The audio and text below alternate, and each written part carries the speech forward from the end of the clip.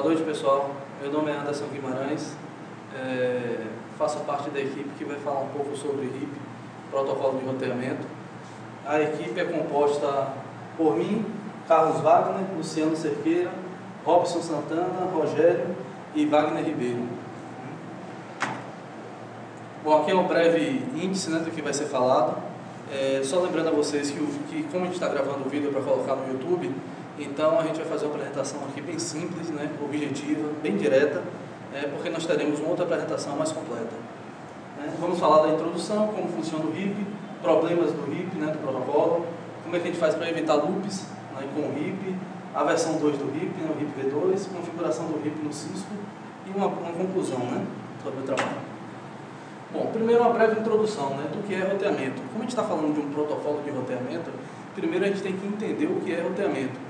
Roteamento nada mais é a forma ou técnica que um equipamento, geralmente o roteador, tem de enviar pacotes na rede. A forma como o roteador encaminha pacotes.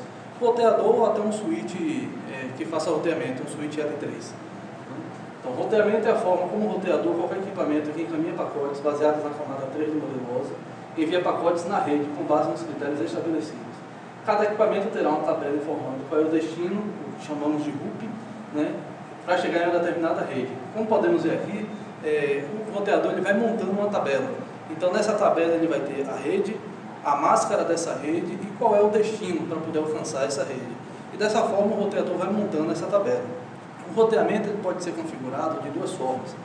De forma manual, que é o que a gente fala de roteamento estático, e de forma dinâmica, que é usando os protocolos de roteamento.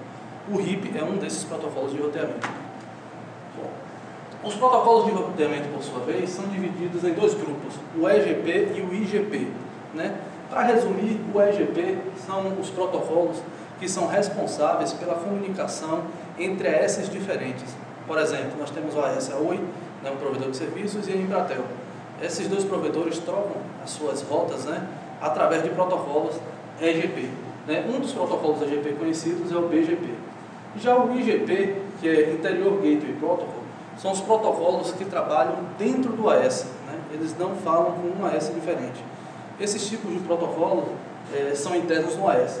O que vem ser AS é Autonomous System, que é um conjunto de redes sobre o mesmo domínio administrativo. O RIP, que é o protocolo que vamos falar, ele é um protocolo do tipo IGP, Interior Gateway Protocol, ou seja, é um protocolo para trabalhar no mesmo AS. Aqui é só uma figura para ilustrar como é que funciona os protocolos EGP e os protocolos IGP. O Exterior Gateway Protocol. Ele aqui está fazendo o papel de interligar dois AS diferentes, AS1 e AS2. Então, os protocolos EGP trabalham dessa forma. Os protocolos IGP, que estão aqui dentro, eles trabalham apenas dentro do mesmo AS. Aqui dentro nós podemos usar RIP, o próprio BGP, que é um protocolo EGP, ele também é IGP, na sua versão IBGP. Mas aí, sobre o BGP, vai ser falado por outra equipe. Falar um pouquinho sobre o RIP agora. O RIP, que é o Route Information Protocol, foi um dos primeiros protocolos IGP, como a gente estava falando, e foi derivado de um protocolo da Xerox para redes locais. Utiliza o mecanismo de vetor de distância e sua RFC saiu em 88, a RFC 1058. O que vem ser vetor de distância? Os protocolos, eles trabalham com algoritmos de roteamento.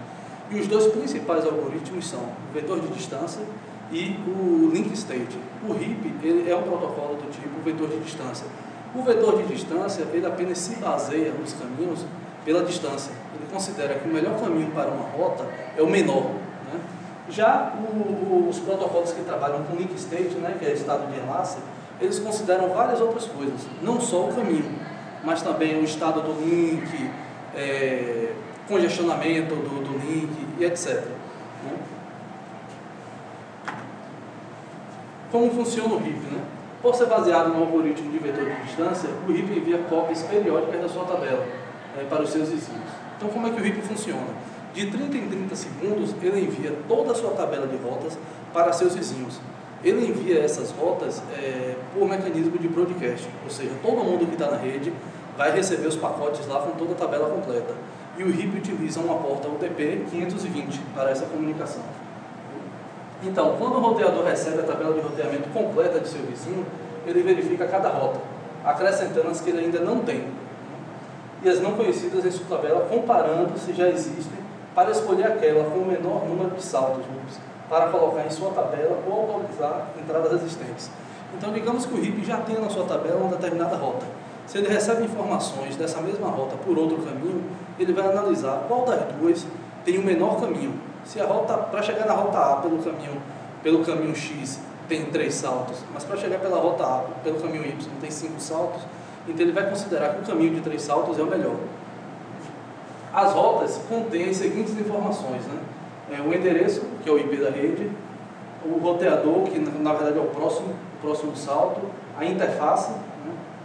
Pelo caminho que vai chegar até o próximo salto, a métrica, né? Que o RIP utiliza uma métrica de 0 a 15, observando que toda vez que uma rota RIP com métrica 16, ela é considerada como inválida, então essa rota vai ser descartada, né? E o tempo, né? Quando a rota foi atualizada pela última vez. Essas são as informações que vêm. Como eu já tinha dito, o RIP utiliza a porta OTP 520 para enviar e receber as informações de roteamento. O tempo que a rota é mantida na tabela é igual a 180 segundos. Após esse tempo, a sua métrica é alterada para 16, ou seja, infinita. Essa rota não vai ser mais alcançada, né? E mais tarde, aos 240 segundos, ela é removida das tabelas, né? Então, um pequeno resumo dos tempos do RIP. De 30 em 30 segundos, ele envia toda a tabela via broadcast para todos os seus vizinhos. Aos 180 segundos, a rota é marcada como infinita, caso não receba nenhuma nova atualização. E aos 240 segundos, ela é eliminada da tabela de roteamento. Isso é para evitar lixos de roteamento, etc. Segue alguns problemas do RIP, né? O RIP ele tem um tempo de convergência alto, por causa daqueles tempos que nós falamos anteriormente. Ele tem um limite de 15 saltos. Isso acaba limitando o RIP para redes pequenas. O tráfego dele é em broadcast, é um problema também, né, de tráfego na rede. Ele aguarda 30 segundos para atualizar os seus vizinhos, ou seja, de 30 em 30 segundos é que ele envia toda a tabela atualizada. E contagem para o infinito, que é o count to infinity. A gente vai ver mais na frente como é que resolve alguns desses problemas, né?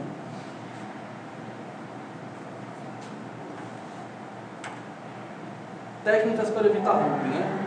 Vamos falar aqui sobre 3 técnicas, né? As principais. O split horizon compoison reverse e o trackless update e hold on trials. Split horizon. Quando o roteador aprende uma rota por determinada interface, o mesmo não pode propagar informações dessa rota pela interface que aprendeu. O que é que isso quer dizer? Vamos imaginar aqui o roteador A e o roteador B. O roteador A aprendeu a rede 3 pelo roteador B através dessa interface. Então esse mecanismo diz o seguinte: já que eu aprendi que a rede 3 vem por essa interface aqui, eu não posso divulgar ela pela mesma interface para o B. Porque se foi o B que me ensinou o caminho dela, eu não posso querer ensinar o B. Então isso aqui é para evitar um dos problemas de loop de roteamento. Split horizon compoison reverse. Quando o roteador aprende um caminho para uma determinada rede, ele anuncia o seu caminho de volta para essa rede com um loop de 16.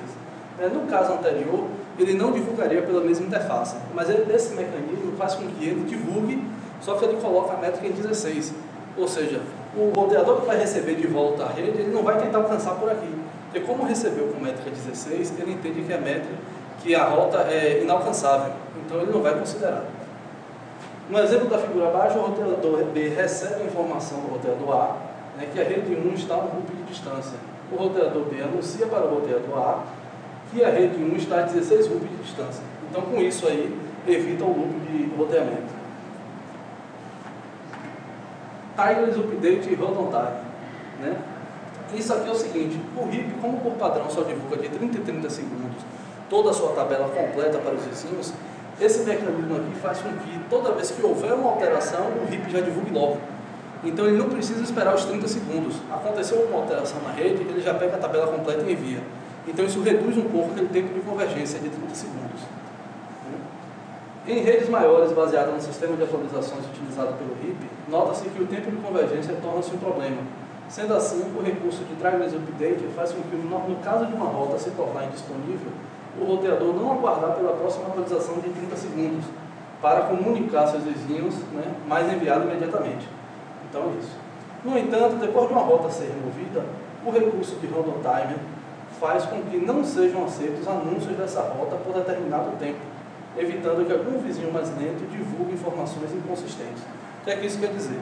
Depois que a rota é removida, roteadores ainda podem receber por outros roteadores, estamos falando de uma rede trocando rotas, né, ainda alguma informação dessa rota que já não existe mais por conta da propagação.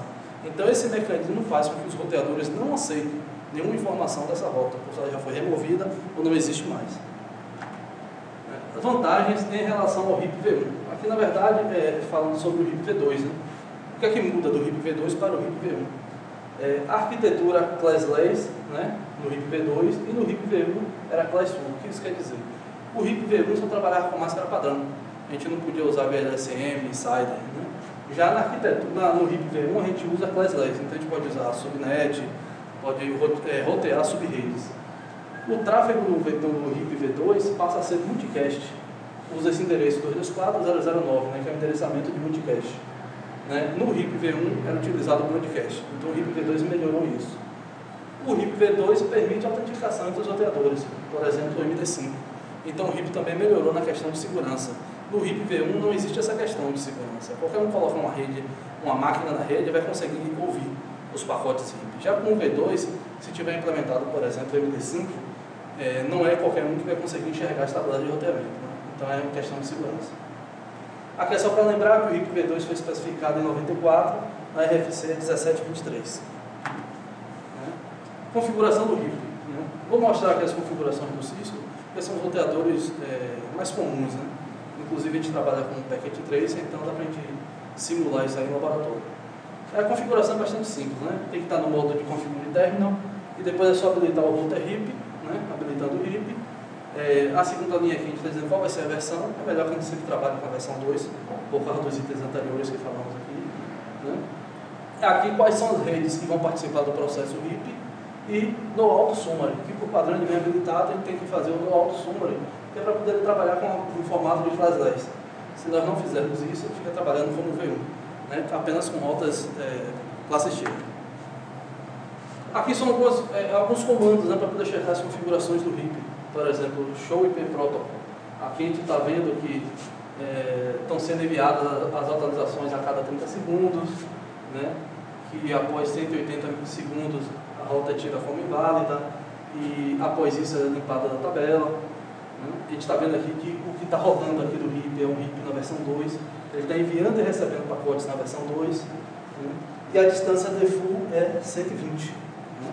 A distância default do RIP é 120. Aqui é um comando debug IPRIP, né, a gente debugando o roteador para ver o que está acontecendo com o protocolo. E aqui a gente pode ver que o RIP está enviando na versão 2, a atualização para o grupo multicast, né, via a interface que ele está enviando, o IP da interface. E o que é que ele está fazendo? Por exemplo, ele está atualizando a tabela, né, dizendo, por exemplo, que essa rede aqui, ela tem uma métrica 5, ou seja, para poder alcançar a rede 8880/24, eu tenho que passar por 5 saltos. Nessa segunda telinha aqui, ele é uma telinha de recebendo, né? Na verdade, o roteador está recebendo uma informação. Então, ele está recebendo, nessa primeira aqui ele está enviando, né? Aqui ele está recebendo uma informação da rota 9268160/24, né? Dizendo que está a 2 hoops. Então, para ele chegar nessa rede, ele passa por 2 roteadores. Mais um comando aqui, que é o show IP route. Aqui é só para poder ver toda a tabela de roteamento do roteador. Inclusive a gente vê as diretamente conectadas, estáticas e qualquer outro protocolo. Por exemplo, o que vem com o C, ele diz que é uma rede diretamente conectada. Rede diretamente conectada é todo endereço IP, quando a gente configura no roteador em uma interface, ele automaticamente cria uma rota diretamente conectada. E no caso aqui do Rzinho, que é o nosso interesse, né, o Rzinho quer dizer que é um protocolo RIP. Então, por exemplo, na tabela de roteamento desse roteador aqui, a gente tem uma rota para a rede 9268.100, né, a métrica do RIP, né, que é 120, 2 saltos para poder chegar nessa rede, via esse IP aqui, que é meu RUP. Né, ele tem 19 segundos só nessa tabela, foi uma rota recente, e pela interface fecha 0/0 do roteador. Uma pequena conclusão, né? O RIP é um protocolo leve. Geralmente ele O ideal do RIP é que seja implantado em redes pequenas, até por causa da limitação de 15 saltos e também por não exigir muito dos roteadores. Quando a gente fala de BGP ou SPF, eles acabam consumindo um pouco mais de recurso da máquina, processamento, memória, e o RIP não. O RIP é um protocolo mais leve. Então, se for uma implementação pequena e simples, podemos usar o RIP. Agora, se formos pensar em uma rede maior, redes grandes, o RIP ele não é aconselhável, por causa das próprias limitações. Então, o RIP é um protocolo leve, né, de fácil configuração, como podemos ver, e quase todos os roteadores suportam a sua implementação. Os outros protocolos, os outros roteadores, alguns precisam de licença, ou trocar a versão de firmware, acaba ficando um pouco mais caro. Porém, carrega a rede com o envio de tabelas completas, o RIP sempre envia as tabelas completas, né, em tempos periódicos. Outros protocolos, por exemplo, como o SPF, não envia a tabela cheia, envia apenas as atualizações. Por mais alguns fatores que foram vistos, o RIP não é indicado para grandes redes, como eu tinha falado, né? Ele tem um limite de 15 saltos. Em redes pequenas e com roteadores que possuem poucos recursos, o RIP pode apresentar resultados bem satisfatórios. Então essa é a conclusão sobre o RIP. Obrigado, espero que gostem do vídeo.